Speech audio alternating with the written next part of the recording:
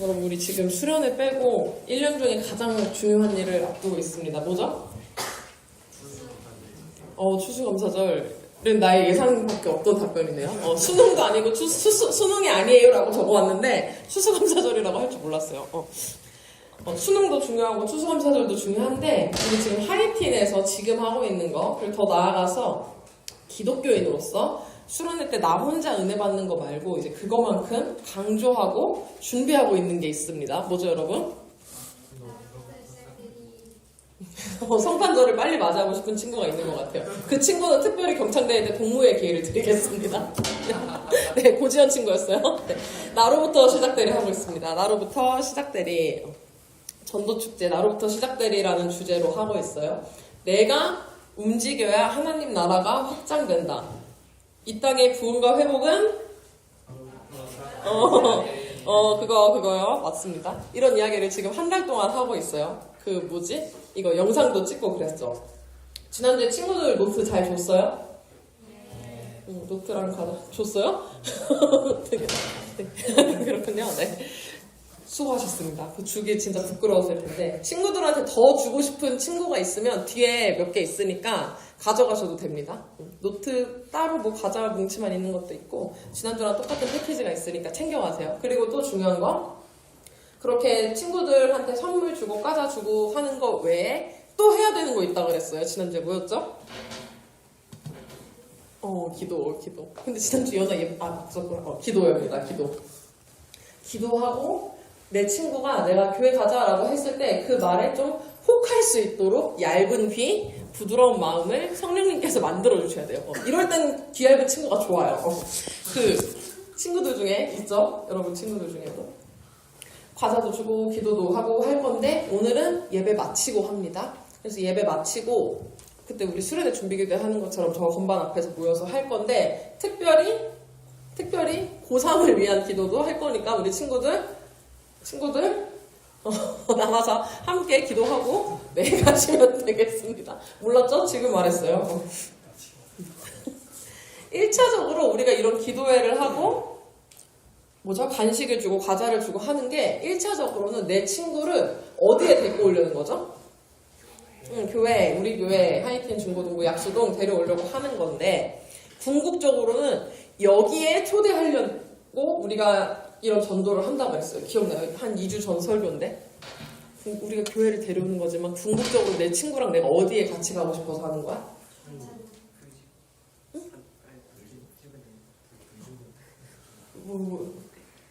천국인데 뭔가 설교에서 했던 그 2글자짜리 단어 모르죠? 잔치. 이현아 끝나고 선물 드릴게요. 네, 사진 한 장 보여주세요. 사진이 아니라 그림 보면 이거 무슨 그림이었죠?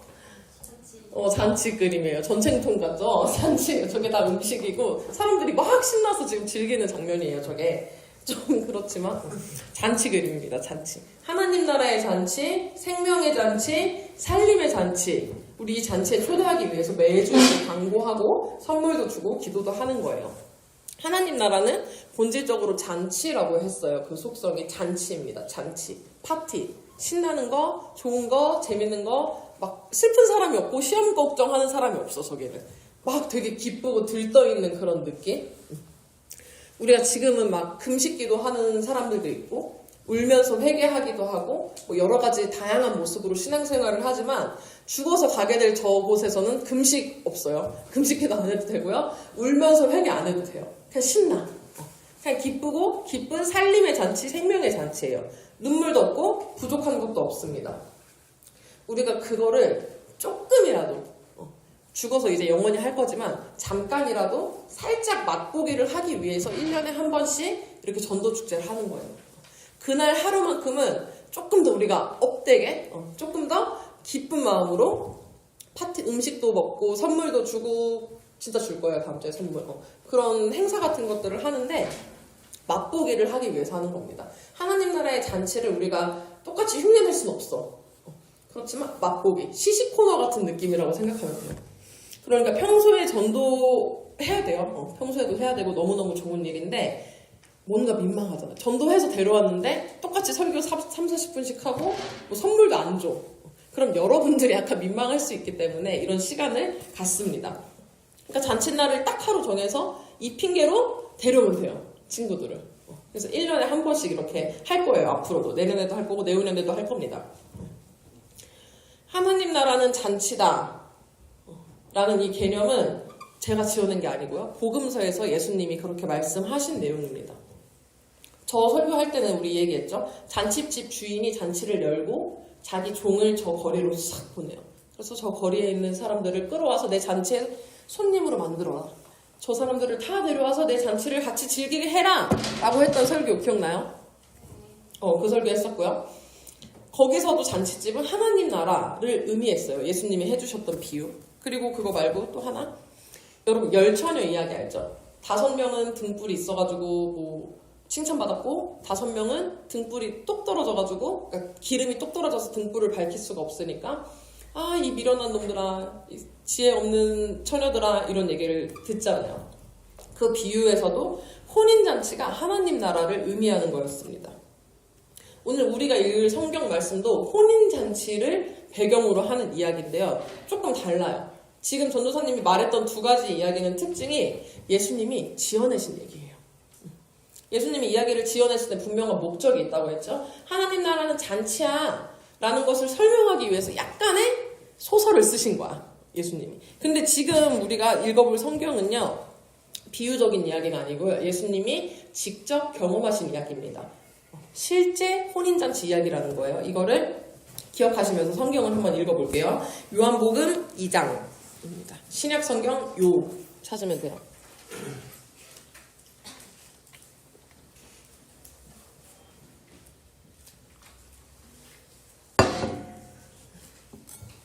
신약 성경 요한복음 2장 1절부터 11절이요.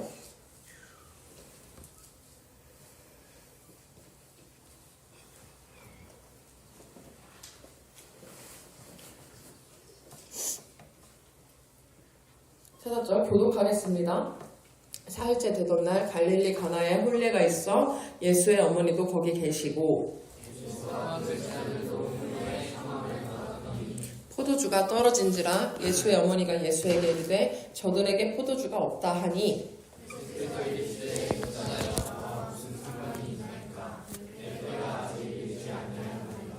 그의 어머니가 하인들에게 이르되 너희에게 무슨 말씀을 하시든지 그대로 하라 하니라.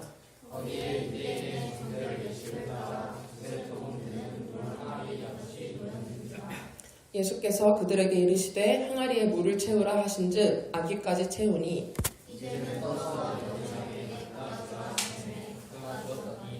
연회장은 물로 된 포도주를 맛보고도 어디서 났는지 알지 못하되 물떠온 하인들은 알더라. 연회장이 신랑을 불러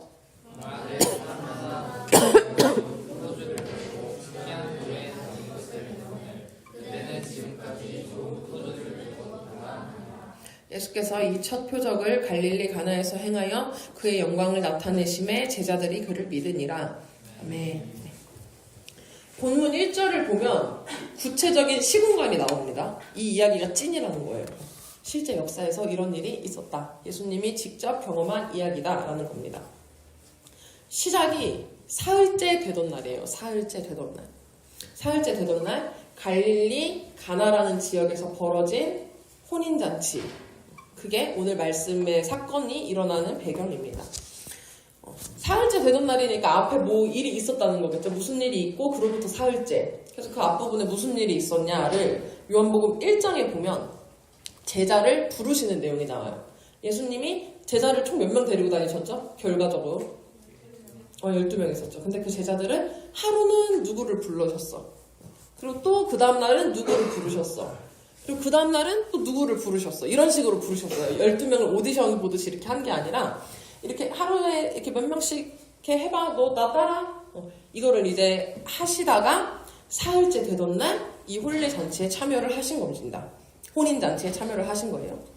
예수님이 30살까지는 좀 평범하게 사셨다고 했죠. 그냥 인간으로 30살까지는 그냥 마리아의 아들로서 이렇게 자랐어요. 목수일 하시고. 그러다가 30살 어느 날 요한에게 세례를 받습니다. 그리고 그때부터 조금 스페셜하게 사셨다고 했어요. 이 스페셜한 삶을 세 글자로 뭐라고 하죠? 그만 뒤 좀, 예원아, 그만 뒤 좀 봐. 예수님의 스페셜한 삶, 하영. 공생애를 사셨습니다. 이 공생애 3년을 사셨는데, 이 기간의 핵심은 이거였어요. 하나님 나라 홍보대사. 기억나죠? 이 단어. 하나님 나라 엠버서더 활동을 3년 동안 하셨다고요. 근데 그 3년, 세례를 받고 이제 내가 하나님 나라를 알려야겠다 하면서 이렇게 맛보기를 해주시는데, 그 중에 되게 초반에 하셨던 일이 바로 이 제자를 부르시는 일이었어요. 그러니까 지금 제자를 부르고 사흘째 되던 날이니까 이 혼인잔치는 사람들이 예수님에 대해서 잘 알 때일까 잘 모를 때일까? 잘 모를 때요. 예수님이 되게 스타가 아니었어 이때는. 왜냐면 30살까지 그냥 인간이었으니까. 그냥 그 작은 마을에서 마리아라는 여자의 아들이다. 그냥 그런 인간이었어요. 막 스타가 아니었어요 그 시절에는. 그러던 와중에 이렇게 혼인잔치에 참여를 하셨는데 가족끼리 그냥 본인 엄마와 이렇게 참여를 하십니다. 그리고 이제 그냥 즐기셨겠죠. 그 잔치를 평범한 사람으로서. 그런데 문제가 하나 생겼어요. 우리 본문 보면 그 문제가 뭐예요, 선유랑? 오늘 성경에서 어떤 문제 상황이 있어요? 딴짓하면 질문할 거예요, 앞으로. 뭐 있어요? 영준. 네. 성경에서 어떤 문제가 생겼죠, 지금 오늘 본문에서? 포도주가 없어요. 포도주가 뚝 떨어지는 문제 상황이 발생을 했어. 잔치를 한창 이렇게 진행하고 있는데 메인 재료가 떨어진 겁니다. 그러면 주최하는 입장에서 이 잔치의 호스트, 책임자 입장에서 이거만큼 비상인 게 없어요. 예를 들어서 우리 수련회 때 고기 파티 했잖아요, 여름에. 고기 파티를 하기로 다 불러 모았어. 그리고 이제 한 점씩 먹었어. 다음 판이 나와야 돼. 근데 고기가 똑 떨어진 거예요. 그런 거랑 비슷한 상황이에요. 그러면은 고기를 굽던 이노쌤과 선희쌤이 난리가 나겠죠. 이거 얘네 지금 다 이제 한 점씩 먹었는데 한참 더 즐겨야 되는데 없는 거야. 고기를 줘야 되는데. 그러니까 비상 상황이 발생한 겁니다. 컵라면만 계속 먹을 수 없으니까. 이때도 포도주가 약간 고기급의 메인이었거든요. 이 당시에는. 그래서 우리가 지금 상상하는 그 비상 사태의 상황이 벌어진 겁니다. 잔치를 이렇게 진행하는데 포도주가 떨어져? 그럼 그 잔치는 계속 욕먹는 거야. 계속 진짜 괜히 왔어. 이러는 사람들 불평불만이 쏟아져 나오기 시작하고요. 끝나고 나서도 저 집안 저놈들의 잔치는 내가 다시는 안 가. 손님을 불러놓고 이렇게 대접이 엉망이면 돼? 망하는 겁니다, 완전히. 성경을 보면 예수님이 가시는 곳에는 늘 이런 문제가 발생을 해요. 포도주가 없을 때도 있고 환자들도 또 유난히 많고 먹을 것도 없고 항상 이렇게 문제가 발생을 해. 그러면 예수님은 그 문제를 해결해 주시죠. 그게 예수님 3년간의 삶이셨어. 오늘 본문에서도 역시나 예수님이 나타나셔서 문제를 해결하십니다. 포도주가 없는 이 상황, 이 어려움, 위기를 예수님이 어떻게 해결하셨을까요? 아마 능력의 예수님, 우리 위대하신 분이기 때문에 수백 가지의 방법으로 이 문제를 해결할 수 있었겠죠. 예를 들어 오병이어 사건처럼 콩알만큼 남은 포도주 한 잔을 들고 오게 해. 그리고 계속 따라주는 거야. 손님들한테. 너네 이거 손님들 따라주면 계속 나올 거야. 오병이어 바구니에서 계속 떡이 나왔던 것처럼. 그렇게 하셨을 수도 있을 거고, 아니면 갑자기 기도를 하고 나니까 눈앞에 포도주가 생겨. 저 멀리 다른 마을에 있던 포도주가 순간이동을 하는 거예요. 이런 것도 충분히 하실 수 있었겠죠. 뭘 못하셨겠어요. 그런데 예수님은 이렇게 뭔가 뿅! 한순간에 어떤 놀라운 일이 일어나는 방식으로 역사하신 것이 아니고요. 조금 은은한 방법으로 일을 하세요. 본문 6절에서 9절 성경책 여러분 거 다시 펴고 찾아서 읽어보겠습니다. 다 찾았죠? 요한복음 2장 6절부터 9절 시작. 거기에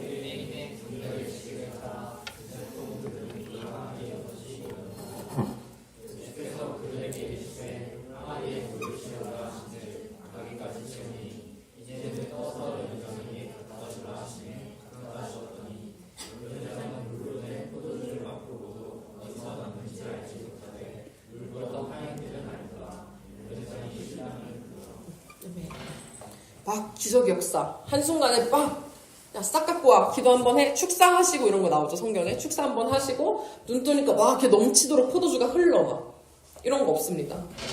그냥 항아리 6개를 이렇게 챙겨가지고 거기에 물을 가득가득 채우라고 하세요. 그리고 그게 끝. 그리고 먹어. 이게 다예요. 다시요. 항아리 6병에 맹물이에요. 생수 맹물. 맹물을 채워요. 그 꽉 채운 거를 매니저, 총 매니저를 불러가지고 먹어봐. 이게 끝이에요. 예수님이 하신 거의 끝. 근데 연회장이 뭘 먹었다고 나오냐면 9절이요. 연회장은 물로 된 포도주를 맛보고도 라고 합니다. 물로 된 포도주. 예수님이 항아리에 채우게 하셨던 거 뭐라고요? 그냥 물. 근데 연회장이 먹었던 건 뭐야? 물로 된 포도주가 무슨 말이냐면 물이었던 포도주라는 뜻이에요. 그러니까 연회장은 포도주를 먹었어. 이 중간에 뭐 어떻게 됐는지 이런 거 안 나오죠. 그냥 예수님은 물 채워, 연회장 먹여 이랬는데 포도주가 된 겁니다. 이 변화, 물에서 포도주로 바뀐 이 신기한 변화의 첫 번째 특징은 되게 은은하게 스며들었다는 거예요. 은은했어, 방법이. 모세처럼 눈앞에서 막 바위를 내리 찍었더니 물이 솟아나와. 이런 거 구약시대에 많이 나오죠? 그런 거 없었습니다. 그냥 먹었어. 그랬더니 이게 포도주가 됐대요. 언제, 어떻게, 어떤 과정으로 이게 변했는지 성경에는 등장하지 않습니다. 하인들이 항아리에 물을 채웠어요. 예수님 말대로. 그리고 그거를 연회장 그 매니저에게 갖다 줘서 그 총 매니저가 떠먹기 직전까지 언제 변했는지 알 수 없어요. 근데 확실한 거는 변했어요. 왜냐면 연회장이 먹은 건 포도주였잖아요. 변했어요. 포도주가 하나도 없었는데 포도주를 맛보게 됐다고요. 그리고 이 변화, 두 번째 특징은 완전한 변화였다는 거예요. 은은했죠. 뭔가 언제 이런 일이 일어났지 싶었지만 확실한 건 변했어. 완전히 질적인 변화가 일어난 거죠. 아까 물로 된 포도주가 무슨 뜻이라고 했었죠? 오늘 설교 제목 읽어볼게요. 시작. 아니 설교 제목 설교 제목이요. 시작. 물이었던 포도주입니다. 물이었던 포도주. 포도주인데 얘 과거가 물이었대요. 이게 말이 돼요? 포도주의 과거가 물. 굳이 따지면 포도주의 과거는 포도겠죠. 근데 그게 아니라 포도주의 과거가 물이었대요. 물. 이게 농도의 차이, 색깔, 눈속임 이런 게 아니라 완전히 다른 액체가 된 겁니다. 액체긴 해. 그러니까 항아리 들고 갈 때 출렁출렁하니까 몰랐을 수도 있죠. 액체긴 해. 근데 그 안에서 완전히 질적인 변화가 일어났다는 거예요. 맹물을 건드린 사람이 아무도 없어. 그냥 이렇게 들고 가기만 했는데 쥐도 새도 모르게 커피로 변하거나 콜라로 변하거나 게토레이로 변하는 일이 오늘날 일어나지 않죠. 이렇게 과학이 발전해도 그런 일은 불가능해. 뭘 타야 돼 거기에. 지금은 일어나지 않아요. 그런데 예수님께서 이 불가능한 일을 하셨다고요. 그냥 겉으로 봤을 때 색깔만 좀 포도주스럽게 바뀌었거나 아니면 냄새만 조금 알코올 냄새가 나거나 그런 식으로 일부만 건드린 게 아니고요. 완전히 새로운 정체성으로 바뀌었습니다. 은은하지만 완전하게 변한 거예요. 근데 이 물이 원래 어떤 물이었냐면요. 6절에 나와 있어요. 유대인의 정결 예식에 사용하는 물이라고 나옵니다. 유대인의 정결 예식. 정결 예식 뭔지 알아요? 들어봤어요? 안 들어봤죠? 이게 뭐냐면 이렇게 마시는 물이 아니에요. 손 씻는 물. 손 씻고 유대교 의식에 사용되는 기구들, 물건들을 설거지하는 물. 그러니까 마시는 물이 아니고요. 다시 말하면 유대인들의 어떤 율법, 전통 이런 것들에 사용되던 물이었어요. 위생을 위해서 손 씻는 거기도 했겠지만 더 근본적인 이유로는 이 사람들의 전통에 사용되는 물이었다는 겁니다. 그러니까 따로 빼는 거야, 이 물은. 왜냐면 너무너무 소중한 우리의 전통, 율법 지켜야 되니까. 이 사람들한테 율법은 너무너무 중요한 거라고 했었죠. 복음서 다른 부분을 보면 유대인들이 이 전통을 되게 중시하는 장면이 나와요. 뭐 하려고 하면 일단 손부터 씻어야 돼. 따로 빼는 물로. 따로 이 전통을 위해서 챙겨둔 이 물로 손을 먼저 씻고 음식을 먹어야 돼요. 외출하고 돌아오면 꼭 해야 되고 이걸 근데 만약에 안 지켜. 음식을 먹기 전에 손을 안 씻는 사람이 있어.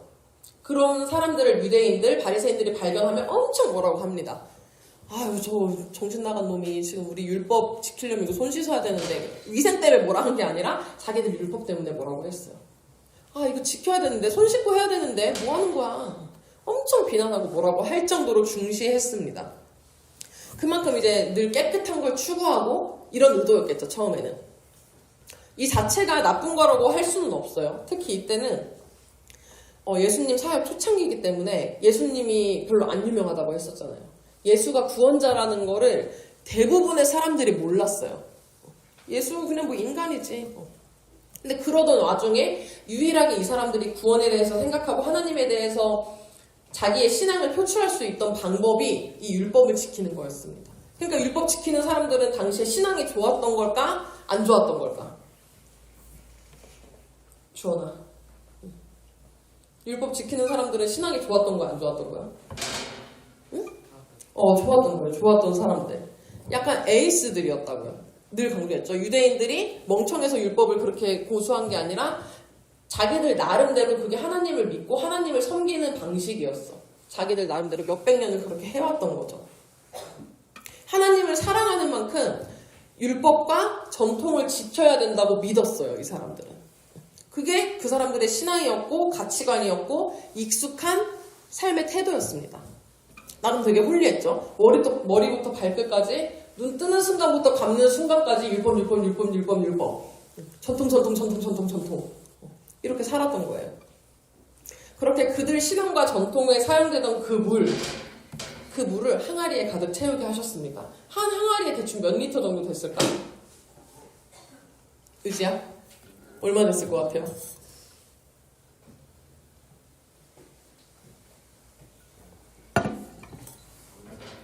3, 4리터? 고마워요. 좀 작게 불러주길 원했어. 75리터씩입니다. 75리터. 한 항아리가 75리터. 이거를 얼마나인지 모르겠어요. 75리터를 6개를 갖고 와가지고 여기에 그 전통에 사용되는 물, 니네 율법, 니네 전통 싹 채워라. 6통을 채우세요. 계산했어? 그만큼? 6통을 채우게 하세요. 그리고 이제 그 물을, 그 액체를 맛본 순간 그게 이미 포도주로 변화되어 있던 거죠. 성경은 이것을 표적이라고 말합니다. 11절 다 함께 읽어볼게요. 여러분 성경책 안 덮었죠? 시작!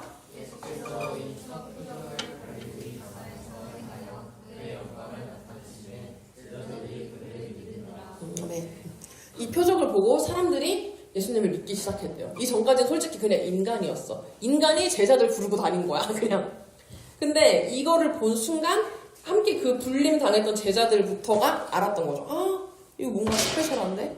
뭔가 다른데? 하면서 내가 따르는 그 예수라는 사람에 대해서, 인간에 대해서 다시 한번 생각을 해봤을 거예요. 여기 표적, 우리 여름에 표적에 대해서 이야기한 적이 있는데 표적 영어로 뭐라고 했죠? 오, 기억하네요? 사인입니다, 사인. 예수님이 자기 능력 자랑하려고 나 이 정도는 그냥 말 한마디로 할 수 있어. 이런 거 뽐내시려고 괜히 물을 포도주로 바꾸신 게 아니에요. 어떤 사인을 보내신 거예요. 그 자리에 있던 사람들, 그리고 오늘 성경을 읽는 우리에게 어떤 사인을 보내고 계신 거라고요. 이 행동을 통해서. 그 안에 진짜 의미가 있는 거죠. 물이 포도주로 변하는 그 사건 안에 담긴 진짜 의미가 있다는 거예요. 왜냐면 아까 말한 대로 다른 여러 방법 두고 굳이 이 방법으로 하신 데는 무조건 이유가 있어요. 특히 성경에서 그걸 표적이라고 하기 때문에 우리는 그 행동 안에 담긴 진짜 쌓인 의미를 한번 보려고 합니다. 제가 말씀을 묵상했을 때 이 부분에 대해서 묵상을 했을 때 든 생각은 하나님 나라의 잔치에 참여하는 우리 같은 사람들, 여러분들에게도 이런 변화가 있을 거라는 걸 맛보기로 보여주실 것 같아요. 다시요, 여기 배경 혼인잔치라고 했었죠? 하나님 나라의 잔치에 참여하는 사람들, 예수 믿고 구원받은 그 사람들에게는 이런 변화가 있을 거라는 거예요. 눈앞에서 한순간에 뿅 하고 내가 막 하나님 나라의 백성으로 모든 게 바뀌어. 막 머리부터 발끝까지, 막 머리 색부터 신발 사이즈까지 다 바뀌어. 이런 변화 없어요. 근데 이런 변화는 없는데 그 안에서 질적으로 완전히 새로워지는 변화가 있을 거란 거죠. 겉보기엔 그냥 똑같아, 사람이야. 똑같은 사람이고 16살, 14살, 19살 친구들이에요. 근데 그 안에서는 완전 정체성이 달라지는 거죠. 여러분이 아직 10대지만 각자 자신만의 삶의 방식이 다 있죠. 꼭 뭐 물어보면은 자기는 새벽 5시에 자서 11시 반 예배가 오기 힘들다. 뭐 이런 방식들도 있을 거고, 소소하게. 왜 다 저기 뭐지? 이상하네요. 그런 친구들도 있을 거고요. 아니면 인간관계에서, 친구관계에서 손해보지 않으려면 내가 이만큼만 해야 돼. 이렇게 인간관계에 대한 자신만의 가치관도 있을 겁니다. 아니면 조금 이제 좋은 가치관으로라고 치면은 나는 그냥 사람들한테 손해보더라도 착하게 대해주는 게 좋아. 이것도 개인의 가치관이에요. 이해되죠? 그러니까 꼭 나쁜 것만을 말하는 게 아닙니다, 지금. 아니면 신앙적인 면으로 온다면, 아, 내가 하나님 백성이라면 이 정도는 해야겠다. 내가 그래도 교회 다니는 사람이니까 여기까지는 할게. 설교 시간에 앉아서 딴짓 안 하고 들어주긴 할게. 아니면 뭐 엄마가 이거 헌금하라고 줬으니까 삥땅 안 치고 헌금해야지, 이거는. 기독교인으로서 이건 해야 돼. 이것도 여러분 개인의 생각입니다. 자신이 살아오는 방식, 삶의 태도가 이렇게 다 각각 있다고요. 남들의 시선을 떠나서 뭐 나만의 가치관, 인생의 뭐 좌우명, 목표, 태도 이런 게 각각 있을 겁니다. 그 중에서는 하나님이 바라봤을 때 아, 이거는 잘하고 있네 싶은 것도 있을 거고, 아, 저건 좀 바꿔야 되는데, 저렇게 살다간 안 될 것 같은데 하는 것들도 분명히 있을 거예요. 그리고 아니면 조금 극단적으로 가면 심지어는 내가 교회 다니는 사람으로서 하나님을 섬기기 위해 하는 행동들 중에도 하나님이 보시기에는 바람직하지 않은 게 있을 수도 있어요. 예를 들어서 만약에 찬양팀을 해, 내가. 우리 찬양팀 친구들은 안 그런데 찬양팀을 해요. 근데 뭔가 그냥 내가 해주는 거야. 내가 진짜 하나님을 사랑하고 섬기려고 이렇게 기쁨으로 찬양하는 게 아니라, 아, 이것도 안 나면 교사님 전화 올 텐데 해서 그냥 해줘. 아니면 난 그냥 내가 노래 자체가 좋아. 찬양을 떠나서 그냥 노래하는 것 자체가 좋아. 그래서 그냥 하는 거야, 노래방 오듯이. 이것도 겉으로 보면은 되게 좋은 선택이고 행동이지만 속마음이 이러면 하나님께서는 약간 갸우뚱하실 수도 있어요. 그것도 예쁘게 보시겠지만.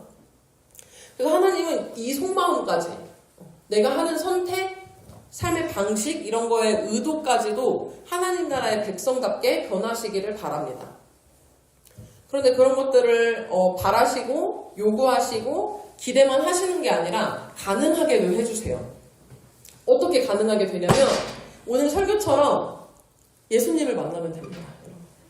아주 근본적인 이야기죠. 원론적인 이야기죠. 여러분 다 내가 예수님 만났다고, 각자 예수님 만났다고 생각할 거예요, 아마. 한 번 만나고 끝? 아니에요. 근데 알죠? 예수님을 진짜 만나고 매일매일 그 예수님과 교제할 때 저런 변화가 일어납니다. 유대인들의 전통과도 같은 그 손 씻는 게 뭐라고 그거 하나 그렇게 목숨 걸었던 것처럼 나에게도 그렇게 내가 목숨 거는 나의 삶의 방식이 있을 거예요. 그게 뭐 좋은 것도 있고 나쁜 것도 있겠죠.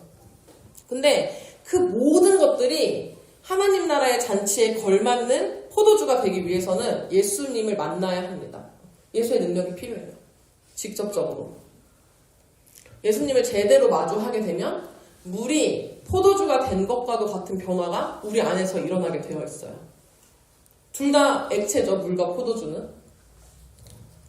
그래서 둘 다 그냥 출렁출렁거리는 물 같은 액체이기 때문에 항아리 들고 제대로 안 보고 있으면 이게 포도주인지 뭐 언제 포도주로 변할지 이런 건 알 수가 없어. 근데 잔치집에서 그 뚜껑을 딱 열면 바로 향기가 나겠죠. 이거 술 냄새인데? 포도주 냄새인데? 싶을 거란 말이에요. 그리고 그걸 이제 봐요. 냄새 맡고 봐. 그러면 색깔도 달라져 있겠지. 물 색깔이 아니라 흰 색깔 아니고요. 그 와인 색깔, 레드 색깔이 되어 있겠죠. 그리고 맛을 봐. 더 다른 건 알겠지. 절대 물 맛이 안 날 거예요. 그 포도주에서는. 자세히 볼수록 가까이 할수록 달라졌다는 게 티가 납니다. 마찬가지예요. 우리도 그냥 쓱 보면 그냥 사람이야. 내가 예수 믿기 전이랑 예수 믿고 나서랑 그냥 이렇게 지나치면서 보면 똑같은 사람이에요. 그러니까 예수 믿고 제대로 변화가 됐는지 아니면 뭐 변화됐다고 친다면 언제 어떤 과정으로 몇 월 며칠에 딱 얘가 좀 백성답게 변했는지 잘 모를 수 있어요. 왜냐면 예수님이 우리가 눈 감았다가 떴을 때 팍! 한순간에 뭔가 지팡이를 휘두르듯이 역사하시지 않기 때문에 잘 티가 안 날 수 있습니다. 근데 언제 하냐면 가까이 있으면. 아까 그 항아리에서도 항아리 뚜껑 따고 보면은 티가 나잖아요. 하나님 나라의 백성도 마찬가지예요. 우리가 예수 믿고 변화가 되면 가까이 지낼 때 티가 납니다. 변해 있어. 아니 얘가 언제 이렇게 변한지 모르겠는데 완전 다른 사람이 돼 있네. 어제랑은 차이를 모르겠어 사실. 근데 몇 달 전이랑 생각해보면 몇 년 전이랑 비교를 해보면 얘 되게 그래도 하나님 백성다워졌다. 이런 완전한 변화가 일어납니다. 물이었던 포도주라는 단어 말 안 되죠. 어떻게 포도주의 과거가 물이야? 여기서 왜 자꾸 웃어요? 왜 포도주 먹고 싶어요? 왜 웃지? 물이었던 포도주 말 안 됩니다. 근데 가능해져요. 조폭이었던 목사. 뭔가 이상하죠? 근데 목사님들 중에 과거에 조폭이었던 사람이 있대요. 그런 일들이 일어나요. 아니면 막 교회 나오기 싫어했던 박영준. 어때? 다르죠. 지금 우리 영준이 맨날 교회 나와 있거든요. 일주일에 최소 이틀씩 출근을 하는데 나와가지고 아침부터 저녁까지 있어. 근데 옛날에는 막 초등부 교사할 때 봤거든요. 조금 그랬어요. 조금 그랬어.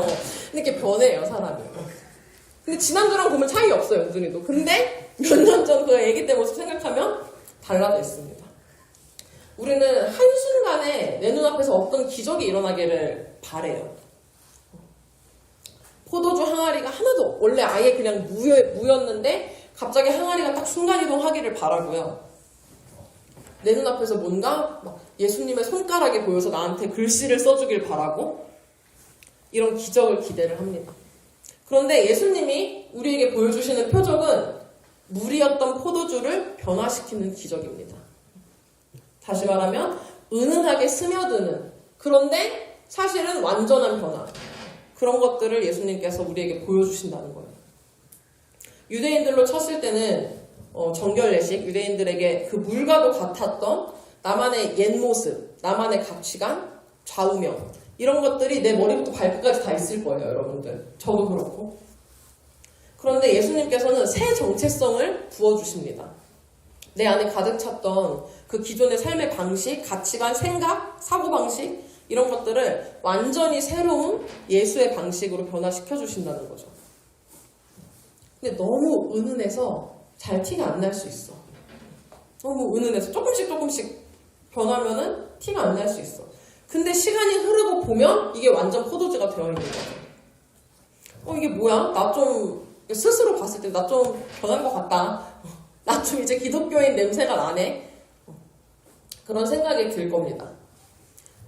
행동과 말 이런 게 정말 100% 예수님처럼 완벽하지 않을 수는 있어요.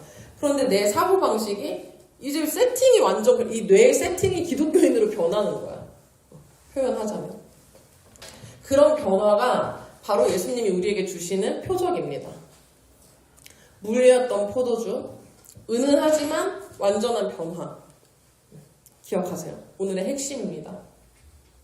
언제 어떤 과정으로 이런 변화가 일어났는지는 몰라도 이전과는 다른 전혀 새로운 존재로의 변화, 이것이 하나님 나라의 잔치에서 우리가 경험할, 그리고 서로의 모습에서 발견할 그 표적이 되기를 소망합니다. 이 시간 그 예수님의 일하심을 기대하면서 또 결단하시면서 찬양하시겠습니다. 일어나서 찬양할게요, 오늘.